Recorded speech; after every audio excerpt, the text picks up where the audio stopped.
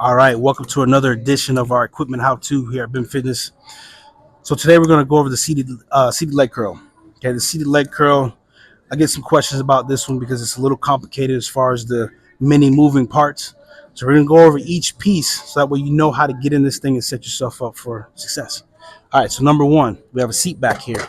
So we always set our seat. This handle controls that, so you can pull it forward or back based off your length. Once you figure this out, you can always set the same one. I set mine at 4. Okay. Once we have 4 set, then I can go over here and set my weight. Now, if I want to set my weight now or later, it doesn't matter. I like to set mine before. So I'll take the pin out, put it in, boom. Here, this is where things get a little wonky for some people. So position-wise, this is very important. We have a main point of access here. This access point is where we get the knee joint function. So the knee joint should align with this little circle right here.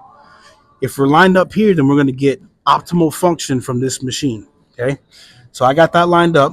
Next is this arm. This arm in as a whole can move. Okay, so we want to set this. I like setting it up at the top point. This is where you're going to get your biggest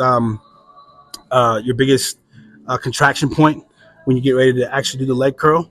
Okay, if you have any knee injuries, hip injuries, or anything like that you can't get this length, then you can always bring it down and find a better zone for you to work in. Okay, so for today's sake, we're going to go all the way up. Then lastly, we have, well, not lastly, we have another handle that's hidden behind here that controls this to go up or down. So this, I guess I should say forward and back. The forward and back movement gives you the length of how far this is out. So I'm not a super tall person, so I'm going to be right here at a medium. Usually the taller you are, the longer your legs are, you have to extend that a little bit further. Point being is you want this to be right on the below your calf here. So if you're there, you're in a good spot. If it's down by your heels, it's a little too far. If it's up here, it's a little too high. Okay, so everything being in line is going to give us good success on this exercise. Now, the last one, I'm going to take this here, pull it out, and this is the pad to lock yourself into this machine. So once this is nice and tight, then I'm ready to perform the exercise. So I'll grab the handles here, and we're coming straight down. See how I have my feet flexed back towards me? Flex your feet back.